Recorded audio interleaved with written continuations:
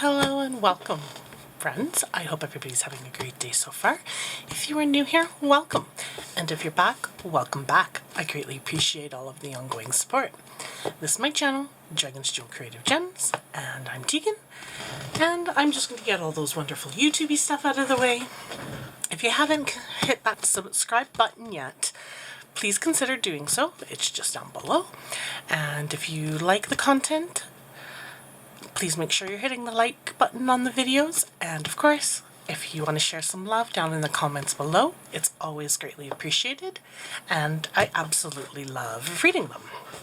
I do my best to make sure that I respond back and share some love in your direction as well, because naturally without you, this channel wouldn't exist. And I appreciate each and every one of you. And I thought I would bring some of those Halloween spooky vibes to the channel. There are going to be in the WIP and Chat style format, but I'm going to read some ghost stories of Alberta, which is the province that I reside in. So I will have a spooky canvas that I'll be working on, and then I'm going to read a couple of ghost stories so that you can listen along while you dab and paint, or work on another craft, or what you normally do during WIP and Chats kind of thing, and I keep you company with some spooky tales from my province. So I figured that would be fun. No lasting effects. Folklore buff Catherine Carter added the story to the collection. She spoke with the young woman who had the experience related below. At the time, Anna asked to be identified only by her first name. When 7-year-old Anna and her family moved to a house in Edmonton's West End, neither the child nor her parents had any way of knowing that the move would bring about an experience of dark terror. They had no idea that a small area in their home was haunted. Anna recalled that she had always felt frightened in the master bed of the house. Although she couldn't say why, the room filled her with both an inexplicable sense of dread and with a strange sense of fascination. The family had lived in the house for only a few months when little Anna wandered away from the breakfast table. None of the family paid attention to the girl's departure. They didn't know that an unseen force was drawing the child to the closet in her parents' bedroom. Anna opened the closet door. It was dark inside, as she expected it would be. Then, to the child's horror and amazement, the back of the closet became deeper and blacker until it became a dark, swirling hole. The little girl stood paralyzed with fear as two hands reached out from her from the eddy of the blackness. Grabbing at Anna's clothes, the hands tried to pull her into the ominous void. The child's terrified screams brought her parents running to her rescue. Her mother reached for her first as the startled woman asked her daughter what was wrong. The girl felt the hands release her. The dark, swirling vacuum of darkness then sealed itself. Naturally enough, Anna's mother tried to console her daughter with reassurances that the incident had just been a figment of her overactive, childish imagination. But Anna stuck to her story. The fear she felt any time she went near the bedroom bore witness to the reality of the event. When nothing would assuage the child's terror, her parents began to investigate the history of the house. Police records even eventually confirmed the stories that neighbors had relayed about the violent parties that had once gone on in the house. One drunken brawl had even ended in murder when a man had stabbed another to death in the master bedroom. Happily, Anna is now a vibrant and accomplished young woman. Clearly, she suffered no lasting effects from the experience with the evil entity in the closet. House with an agenda. Sandy Jackson now lives in Calgary, but in 1979, she and her parents lived for a time in a section of Red Deer called Pines. The house was spectacular, she remembered, before relating some very dramatic instances that also set the house apart. About 6 months after they moved in, my mother kept hearing footsteps throughout the house when she was home alone. On another occasion, the washing machine began its spin cycle, Sandy explained, even though the machine was not being used at the time. In another incident, Sandy and her mother were alone in the house, sitting in the living room and enjoying watching a television show. We heard a crack and watched a 2-meter indoor plant bend completely in half, then within seconds go right back up to its original state. That was enough for me, she confirmed. I was half scared to death. I knew then that something was very wrong in that house. Sandy's conviction was strong enough that her parents were forced to listen to her concerns about their new house, and they listed the place for sale. The day the for sale sign went up on the lawn, the presence in the house threw us for a loop, she began. And apparently us, in this case, includes more than just the human members of the young woman's family. Our cats went crazy. They hissed and growled and went absolutely wild in unison. Well, that was enough for me. I couldn't take it anymore. I stayed with my friend's family for the 3 weeks it took to sell the house, Sandy admitted. The family sold the house to a man they knew, and he has lived in the posh house in the Pines ever since. However, as far as we know, he has had no weird happenings in the last 16 years. Perhaps the house was simply particular as to who could live in it. Millwoods Poltergeist. Canadian suburbs bear striking similarities in design, no matter what city you're in. Edmonton's Millwoods falls well within the expected pattern. From the outside, most of the houses there fit the mold. Skeptic Wayne Ritchie lived next door to a house that was very different on the inside, however. As an Air Canada employee, the man worked some very strange shifts. After a long shift in the dead of winter, it was not unusual for Wayne to pull into his driveway at 4 a.m. Had he not been coming and going at those hours, he might never have noticed that there was something decidedly unusual about the house next door to him. Initially, Wayne might have wondered if his neighbors were fresh air freaks. Even on Edmonton's chilliest nights, their house would have at least one window open wide enough that the curtains billowed out. While this trait certainly puzzled the man, it didn't really affect his life, so he dismissed it as evidence of some unknown idiosyncrasy. When summer came, however, and Wayne's dog was spending more time out in the yard, whatever was odd about the neighboring property became a more personal issue. The normally quiet and well-behaved dog would sit in the backyard, barking endlessly for no apparent reason. Despite this noisy irritation, Wayne didn't meet his new neighbors until their house developed a bizarre plumbing problem. The couple came to his door one day asking if he had any trouble with sewage backup. He assured them that he hadn't. In an effort to be helpful, he added that he owned a fairly extensive set of tools and had some knowledge of plumbing systems. He told them he'd be glad to try to help. The couple gratefully took Wayne up on his generous offer, and the trio made their way from Wayne's back door to the neighbor's bathroom, with its overflowing toilet. There, some time later, they discovered the case of the blockage. A large beefsteak had been stuffed down the toilet bowl.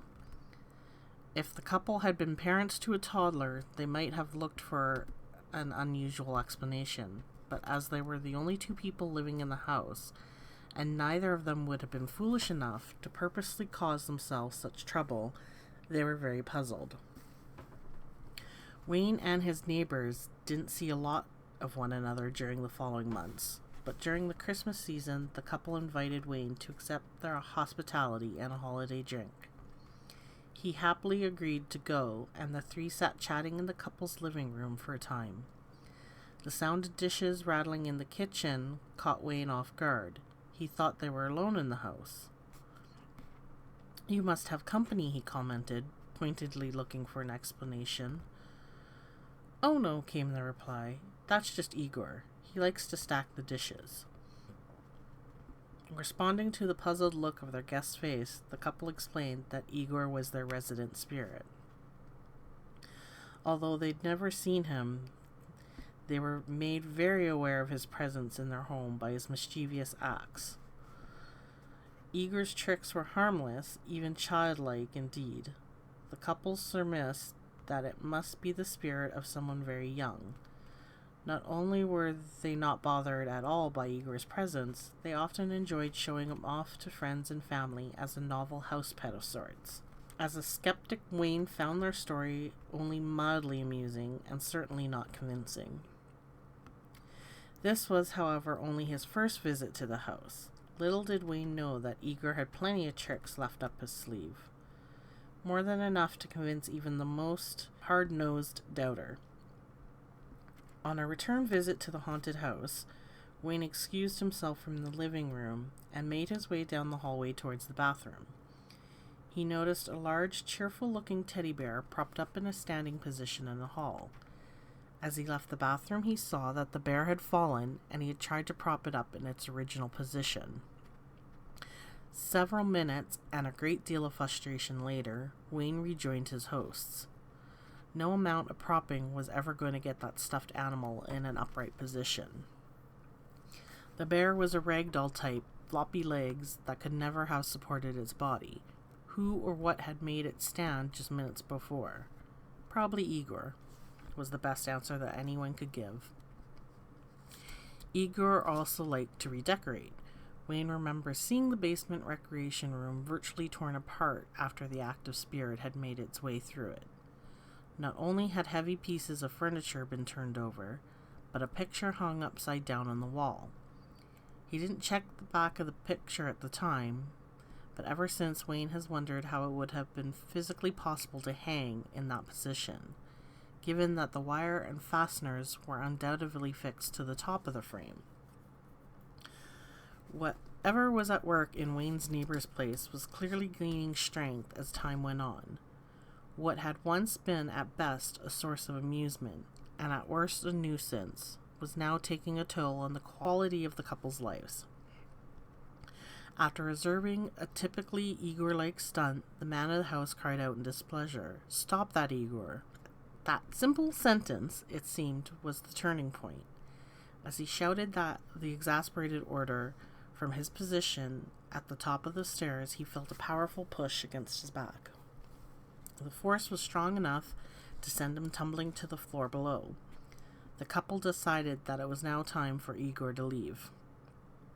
But how could they get him to go? First, they consulted the Catholic Church, but they were told that the church believed that only people, not buildings or places, could be possessed. A call to the university netted no help either, only an explanation that involved magnetic earth waves. They were nearly ready to give up when one final and very strange incident took place. A delivery man showed up at the door with a package. By the time they realized that there was no return address on it, the courier was gone. Neither the husband nor the wife could remember what the man wore, whether he had on a uniform or not, what he looked like, or even what kind of vehicle he was driving. They were soon to regret their lack of attention to detail, for the package the man delivered was an unsettling one. It contained a lacy black negligee and a baroque, obscenely ornate card covered with leering cherubs. The message inside the card was in Old English. Wayne remembers only one phrase from the greeting, something about "ye old angels." And not only was the card unsigned, but there was no trademark to identify its manufacturer. If either the Hallmark Company or the Carlton Company had made this particular greeting card, they hadn't put their name on it. The strange and unexpected gift filled the couple with disgust, and they immediately connected the prank to Igor. Not wanting to encourage any further interaction with the power they had no understanding of, they stuffed the negligee and grotesque card into a plastic bag and took it out to the trash. Within minutes of having done so, they rethought their actions and went to retrieve the articles. Perhaps with this added evidence, they might get a more satisfying explanation out of the experts they'd previously consulted. And this result might in fact have been the case, but we'll never know, because Igor must have seen the plan formulating. Although mere minutes had passed since they had deposited the package in the trash, it had disappeared completely. By then, the couple had had more than enough of living in a haunted house. They listed the place for sale and moved out not long after. In the meantime, Wayne married, and although he and his new wife never heard any strange stories from any of the series of new neighbors who paraded in and out of Igor's house, they did note that not only did the property change hands frequently, but it stood empty for long periods of time. Apparently, some spirits simply won't be chased away merely by determination and a positive outlook. Family fears in isolation. The following is one of the most poignant stories I've ever received. Brenda's story of sharing her tumultuous teen years with a ghost seemed to have exploded onto the notepaper. Despite the cathartic and dramatic essence to the letter, Brenda stated flatly that there's so much more. So many things happened. Too many. In February 1994, during an interview in Brenda's home, I listened intently as she recalled one dreadful instance after another. Undoubtedly, the saddest aspect of this family's experience is that all of its members suffered in silent isolation, thinking that they were alone in feeling the presence, and that the others would think them mad if they tried to explain. This secrecy existed until first Brenda and then other members of her family read my earlier book. The similarities between their experiences and those recorded in that book gave each one enough self-assurance so that at last they were comfortable confiding in one another. While this opening up didn't undo the damage caused by the stress of living with a ghost for years, it at least broke down the barriers to communication among those involved. In the late 1960s, the family lived in their Kingsland area of Calgary in a house that had been moved from Okotoks. Brenda's brother researched the building's history and learned that it dated back to the turn of the century. He also discovered that a man had hanged himself in the house. Brenda explained that everyone in the family hated one particular bedroom of this house. Unfortunately, someone had to sleep there, and it was assigned to Brenda. I would lie in bed and listen to the strange noises, Brenda began. It sounded to me like birds fluttering around in the attic, but they seemed to be calling my name. I would talk to whatever it was and tell my troubles to it. My brothers told me since that what I heard was probably the ghosts. By the mid-1970s, the family moved again, this time to Allen Crescent in southeast Calgary, not long after the family had vacated the old house. Workers demolished it to make room for new construction. It was then that the strange and uncomfortable occurrences that would torment the family for years began in the new house. They now presume that the presence accompanied them to their new home before the old one was destroyed. Brenda's father, William, reports that the family dog seemed affected right from the beginning. Unless someone carried it, the animal would never go downstairs. Instead, the dog stood at the top of the stairs, looking down into the basement, whimpering. Occasionally, they'd watch the fur on the dog's neck stand up as he reacted in terror to some unseen entity. William watched the frightened animal with great sympathy because he too felt terribly uncomfortable whenever he went downstairs. The uneasy feeling of being watched never left the man while he worked in the basement. One day, something in a corner near his workbench caught the man's eye. Glancing over quickly, he found himself staring into a mist that then disappeared as he watched. Brenda's mother, Diane, dreaded doing laundry, not for the work involved, but because it meant she'd have to be down in the basement. Like her husband, Diane felt a presence in that area of the house. One particular day, as the woman stood facing the washing machine, she knew a large, husky man stood behind her, looking down and watching her. Although jolted by the sensation, she remained calm. She didn't feel threatened by the presence. She felt that it was harmless, that it was only curious. Spirit proved Diane's assessment to be right on a number of occasions. It seemed endlessly fascinated with both the washer and the dryer. He made a habit of turning them on and off when no one else was anywhere near the machines. Early adolescence is often a difficult time, not only for those going through it themselves, but also for their parents and siblings. Ghosts, however, find these hormone-infused youngsters extremely attractive.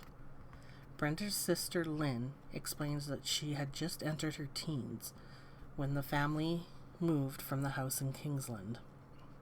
I didn't pay that much attention to what was going on in the new house, the woman recalled. Nevertheless, even though I was distracted with a first boyfriend and really involved with my friends, I couldn't help but feel a strangeness in the house, especially in the basement. There was always the sense of someone or something behind me, especially in the basement, if my back was turned to the staircase. I felt it was the strongest from underneath the staircase, but there was a strong presence on that whole side of the basement. I couldn't get back upstairs fast enough, Lynn added. With the exception of the basement, Lynn reported feeling safe in the house, except in her brother's bedroom, most particularly near the closet. Coincidentally, that closet stood directly over the area where the washer and dryer were kept in the basement below. When relatives came to stay, Lynn gave up her bedroom and slept downstairs. With the excitement of having cousins stay with us, I didn't pay much thought to having to sleep in the basement. My brother also moved downstairs. He told me I sat up in bed one night and called to him. My eyes were wide open. I appeared to be awake.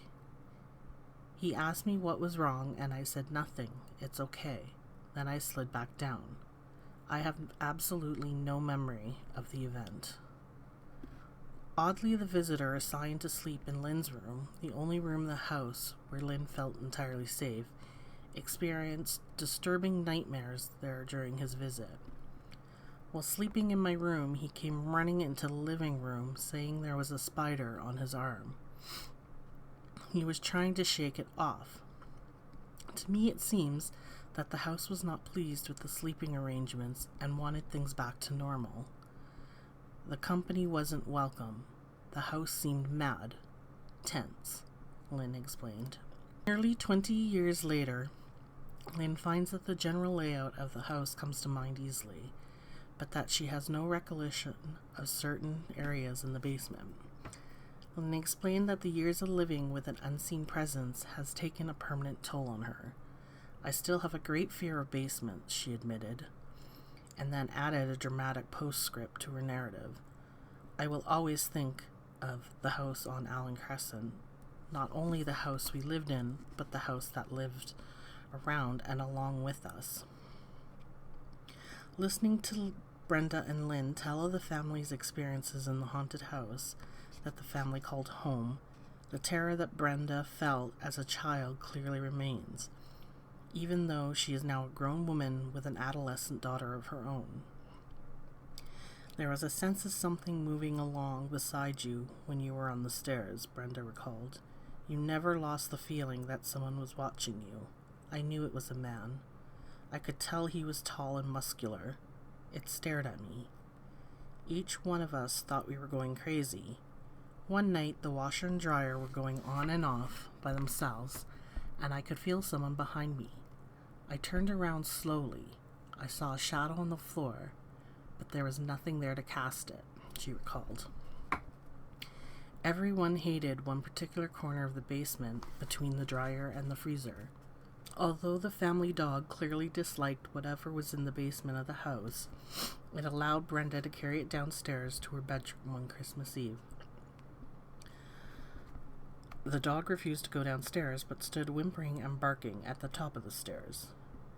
You could tell that the presence was there, Brenda remembered. The dog would run. Eventually, the animal calmed down enough to allow Brenda to take it downstairs and to bed. In the morning, the youngster awoke to the sound of her dog growling. She looked in the direction of the dog's attention and saw a mysterious globe of light on the wall. It didn't illuminate, the woman struggled to explain. It was just there. When I got up to investigate, it was gone.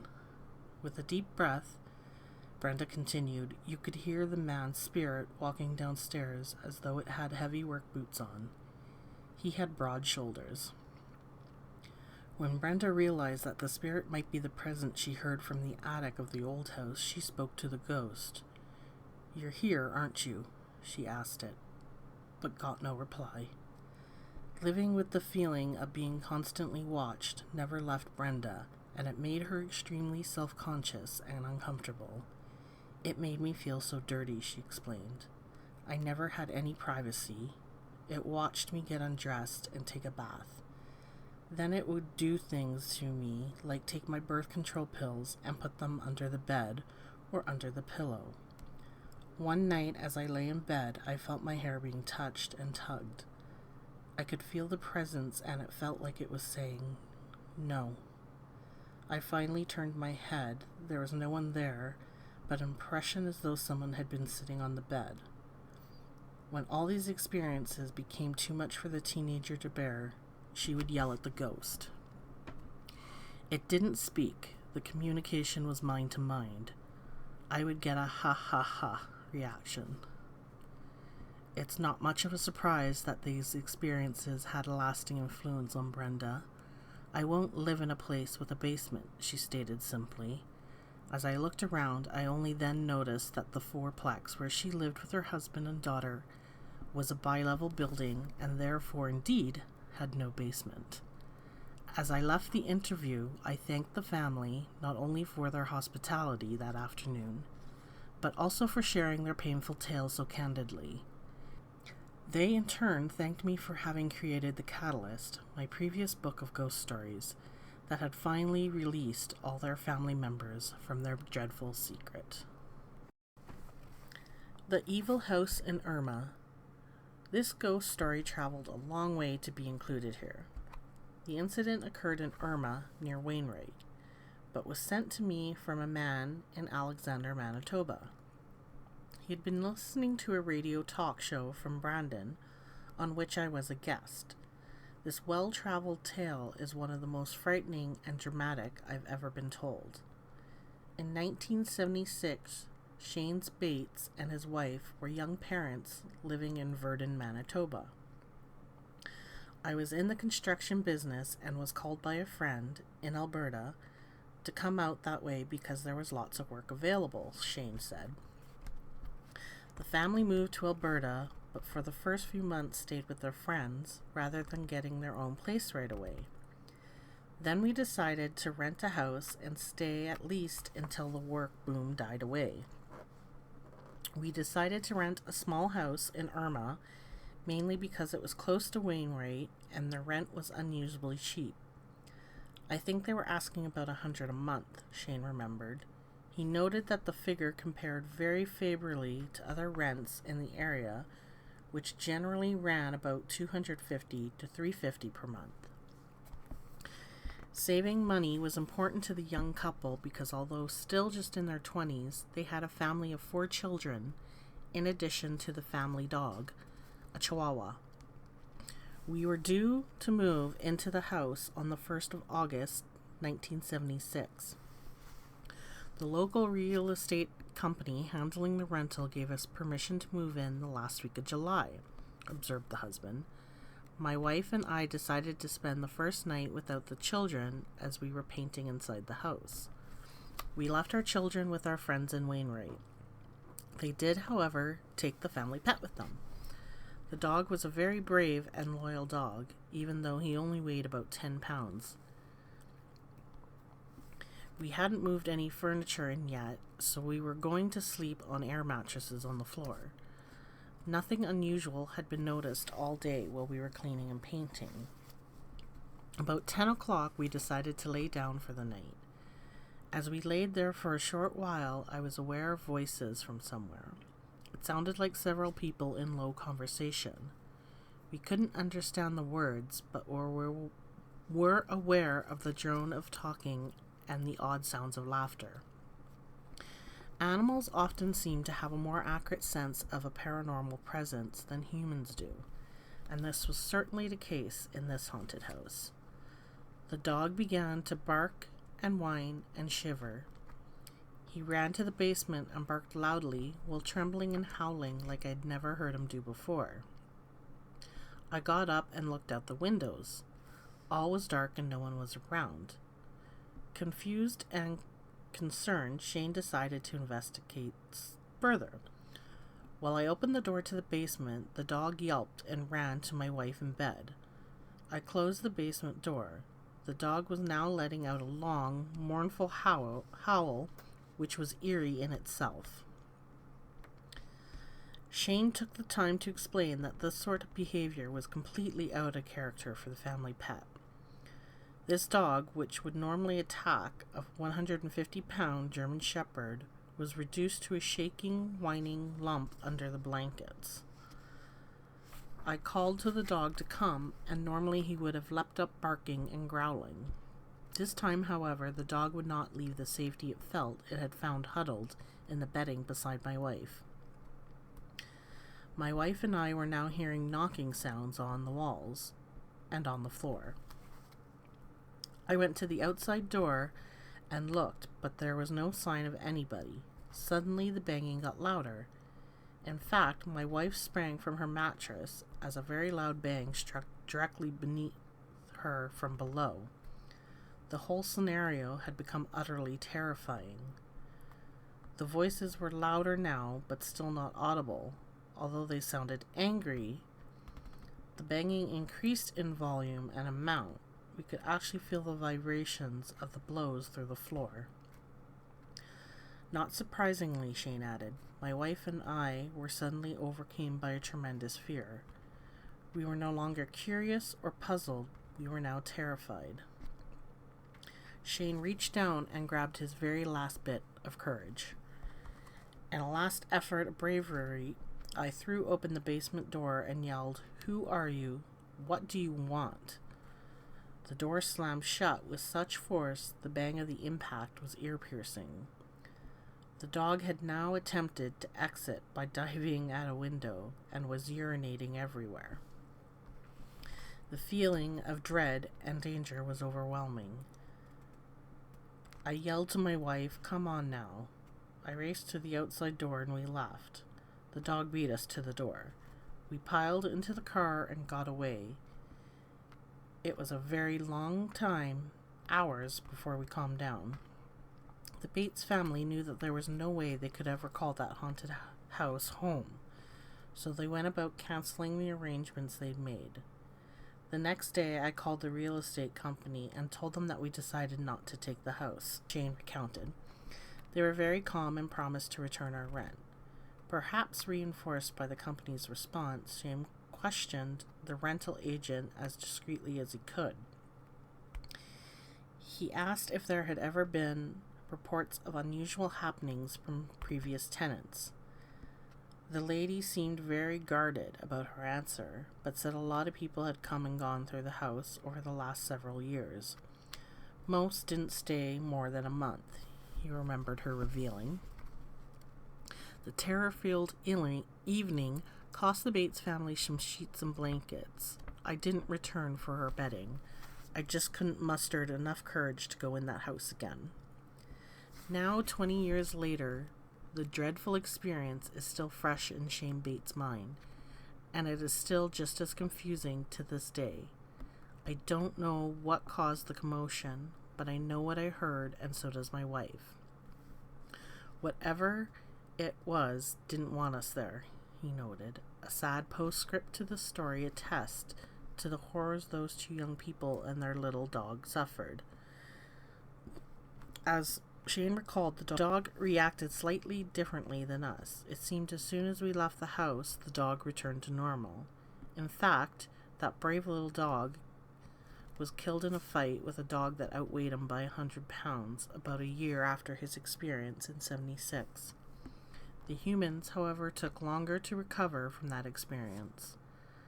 I am trembling just recalling that night, Shane added, readily admitted.